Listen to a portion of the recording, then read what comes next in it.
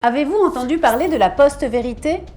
La post-vérité, c'est la déformation délibérée de la réalité qui manipule les croyances et les émotions afin d'influencer l'opinion publique.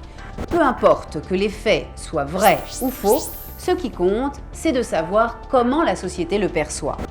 Un exemple de post-vérité, le triomphe de Donald Trump. 70% de ses déclarations durant la campagne électorale étaient fausses. Et pourtant, il a gagné. Un autre exemple, encore plus évident, s'est produit en Colombie. Après presque 60 ans de guerre, la Colombie allait enfin signer l'accord de paix tant attendu entre la guérilla et le gouvernement. 50,2% de la population a voté contre. Pour quelle raison? Eh bien, les mensonges ont séquestré les émotions. On disait que les ex-guerrilleros ne seraient pas punis, qu'une dictature de gauche allait prendre le pouvoir. Enfin, la paix a perdu. Quelque chose de similaire se passe en Haïti. Une féroce campagne de mensonges a enterré la vérité. Ils se demandent où sont les fonds Pétro-Caribé, alors que la reconstruction d'Haïti après le tremblement de terre s'est réalisée grâce à Pétro-Caribé. Et les chantiers sont sous les yeux de tous.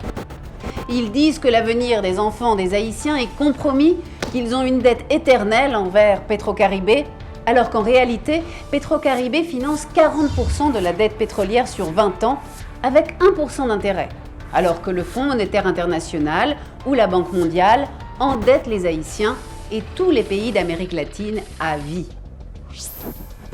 Écoutez bien, 60% du paiement de la facture pétrolière qu'Haïti et les autres pays membres payent à Pétro-Caribé immédiatement va vers un fonds de Pétro-Caribé qui est utilisé pour la construction d'ouvrages, comme ce qui est arrivé avec Pétro-Caribé, et les résultats sont visibles.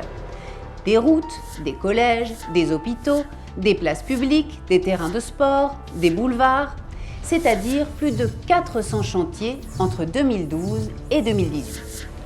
Quelle est la différence entre Pétro-Caribé et le Fonds monétaire international? Le FMI a exigé du gouvernement haïtien une augmentation du prix de l'essence pour payer la dette, peu importe la pauvreté.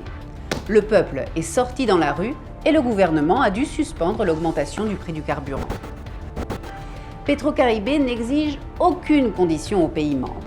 Il s'agit d'un mécanisme de solidarité créé par le président vénézuélien de l'époque, Hugo Chavez, pour aider à soulager les économies des Caraïbes et de l'Amérique centrale, appauvries et écrasées par le FMI, la Banque mondiale et d'autres organismes multilatéraux.